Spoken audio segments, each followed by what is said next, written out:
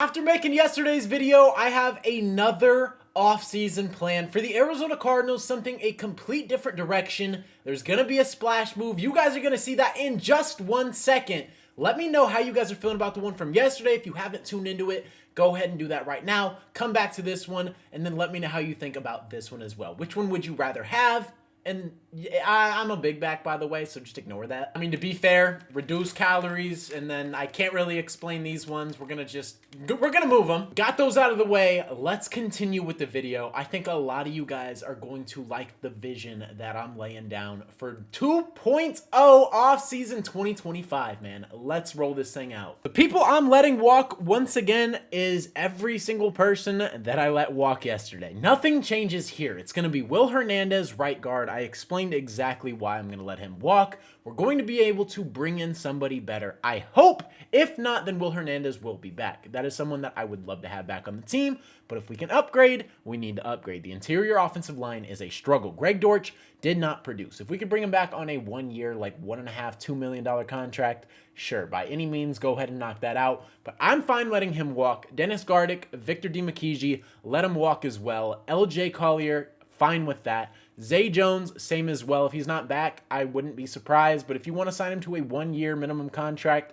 sure. For depth, let him be wide receiver 5. Kazir White basically said he's gone, so he's going to be gone from us. Chris Barnes, once again, double inside linebackers. We're going to need some help there, but I'm comfortable letting both of these guys go. Matt Prater, we have Chad Ryland, who had a fantastic season. I don't know if it's going to be consistent. I don't know if it's going to be durable.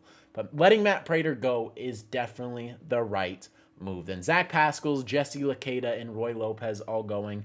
The bottom two kind of hurt, not going to lie. Jesse Luketa and Roy Lopez, I like both of them, but contractually, I don't think we can afford them, and we can get cheaper and get people in the draft. Now, I don't know who those players are going to be necessarily. I did a 3-round mock today on PFF. I switched up the simulator, and you guys are going to see who I took.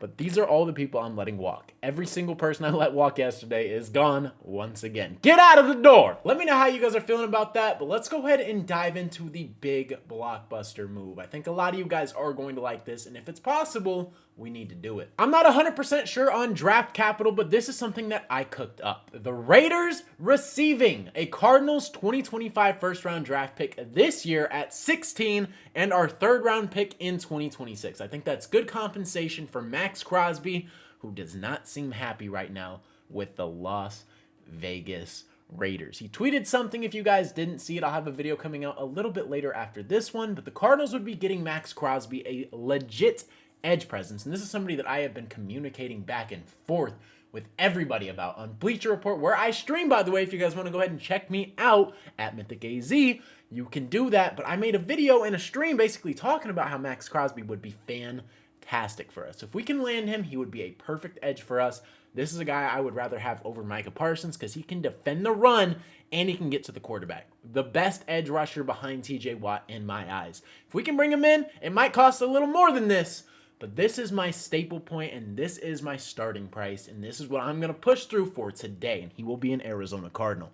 Book it. I need Max Crosby in Arizona. Mac Wilson wants it as well. Let's get this thing done. Then we're going to go ahead and talk about the cut prospects once again. Nothing changes here. It's going to be Jalen Thompson. If you cut them both post June 1st or designate it that way, you could save $10 million each. So for today, I'm going to say we cut Jonah Williams. Yesterday, I was teeter-tottering about it. Today, I'm just going to do it. And potentially, I want to see the Cardinals try to restructure Jalen Thompson's contract. And if we can't, then I would say cut him. But if we could restructure, I would love to have him back. I don't know how it's going to be, but for today's video, we're going to say we restructure it, save some money, and we're going to be in a very good spot, allowing us to bring in a lot of talent. So Jalen is restructured in today's video. Jonah Williams is cut. We saved $10 million, got us to 82. With that $82 million, we are going to spend big. Once again, Trey Smith, you are going nowhere but here. You're coming to the Cardinals. 3 to 4 year deal. You're going to get a bag, and you're going to be the team starting right guard. This would be a huge move for the Cardinals, getting serious help in the interior line. Then we get Dallas Cowboys defensive lineman Osa Odigizua. Don't know the name, but we're going to sign him to a 4-year deal. Osa is coming to the Cardinals today. And then quarterback, we're going Jameis Winston instead of Jacoby Brissett. A lot of people were complaining about Jacoby Brissett, so we'll go Jameis Winston. We'll pivot a little bit, get some pretty solid quarterback play, honestly. He's a very solid quarterback who just makes dumb decisions here and there. He's not consistent, but for a backup quarterback, would not mind having Jameis here on a 1-year contract. Kelvin Beachum played fantastic for us outside of that Buffalo game. We're bringing him back on a 1-year deal just like we did yesterday. And then instead of getting Emeka Ibuka, we're getting Darius Slayton today to a 2-year contract. He's going to be playing outside receiver for us. Then we're going to re-sign Evan Brown to a 1-year contract as well.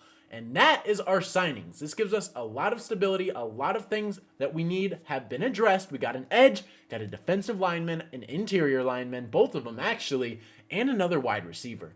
This would help us a lot, and we have a backup quarterback to give the competition to Kyler Murray. So, I mean, hey, we're chilling. I would love this for free agency. Then we're going to go to the draft, but this is where things get controversial because a lot of you guys think Jalen Walker is going in the first round, and I can absolutely see that. I could see him going top 30, 32, and if he doesn't and falls, then yes, he'll be a 2nd-round pick, but every single time I do a draft simulator, he falls. So I'm picking him, and I'm basing this off PFF today. So blame them. And on PFF, since I'm not subscribed, I can only do 3 rounds. So we did 3 rounds today, and in round 1, we ended up trading the pick for Max Crosby. Round 2, we got inside linebacker Jalen Walker. He's here once again. Round 3, we get edge rusher Josiah Stewart, and we are going to end it right there. If we can end right here, getting the Michigan edge, the Georgia linebacker, and get Max Mother Trucking Crosby, I think we would be in such a phenomenal spot, and this defense would be so athletic and freakishly good if they stay healthy. Now, let me go ahead and show you what the team would look like, because it is kind of nasty. We're going to start on offense right here, man. Marvin Harrison Jr. on the outside with Darius Slayton. We're going to move Michael Wilson to the slot. You guys know I have been teeter-tottering with this idea for so long. Would not mind this whatsoever. It would give us so many good receivers and actually a legit deep threat on the outside in Darius Slayton. This would help the offense a ton if Drew Petzing decides he wants to learn how to scheme like he did in the back end of the season when games didn't matter. Hopefully he continues to do that, and hopefully he learns. I'm fine with keeping him, but if 6 weeks into the season we're struggling and can't push the ball downfield, gotta chop it, pack his bags, get him packed up. Then we got the offensive line where we got Paris Johnson, Evan Brown, Froholt, Trey Smith, Kelvin Beachum, and then Trey McBride at the tight end position. I love our front 5 right here. It is a lot better. We just basically slide in Trey Smith with the hopes of potentially drafting somebody at right tackle in the near future. I don't know when that's going to be. It could be this year. I'm not sure. But then we got James Conner in the backfield, Kyler Murray. Love the offense. This is going to help us a lot. We basically just brought in Trey Smith and Darius Slayton, gave us a legit wide receiver to pair alongside Marvin Harrison Jr., who hopefully comes into his own, and we got a way better interior lineman.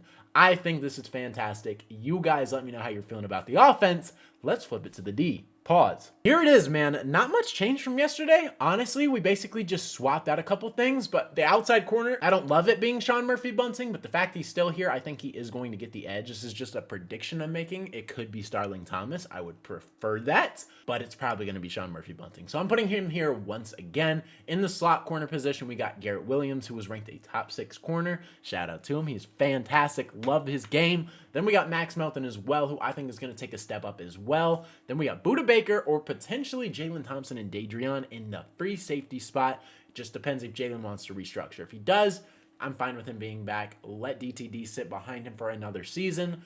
But if he doesn't, you know, we got the replacement in the Rabbit. So I'm not mad whatever happens there. On the edge, this is where it looks kind of disgusting. We have Max Crosby and BJ Ojolari. If they both stay healthy, that is absolutely disgusting. We're going to finally get pressure on the quarterback if we get that. Then in the inside, we have Mac Wilson and Jalen Walker. And then on the down line, we have 3 people right there. Justin Jones, Osa, and Darius Robinson. And yes, again, once I know, there's 12 people in this field. I am fully aware of that. I know how to count. I understand that. But depending on formation, if Nick Rallis wants to run 2 inside linebackers on the field, these are who it's going to be. If he wants to run 3 down linemen, it'll be Justin Jones, Osa, and Darius Robinson. I understand that. Depending on the package, I'm just showing you guys all the talent we have and what our unit could look like. I think this defense would be fantastic. You guys let me know how you're feeling about it. But this is 2.0, man. This is the second. If you guys want me to keep pushing this out and basically just swapping players around and just building teams in my different light, you let me know. This is fun to do. I can't lie. So if you guys enjoy it, go ahead and let me know. I'm going to keep cooking them up. But if not, we could cool on that. There's a lot more to talk about. We could start doing mock drafts. Whatever kind of content you guys want to see, make sure to let me know. If you guys are new to the channel and ended up enjoying today's video, man, consider hitting that subscribe button. I post Arizona Cardinals and NFL related content. So if you're a fan of either of those, this is the perfect channel for you. But like I said, man, that is all I got for today's video. Hopefully you guys did enjoy. It's been your boy Mythic. Peace out. Max Crosby to Arizona. Make it happen, Monty.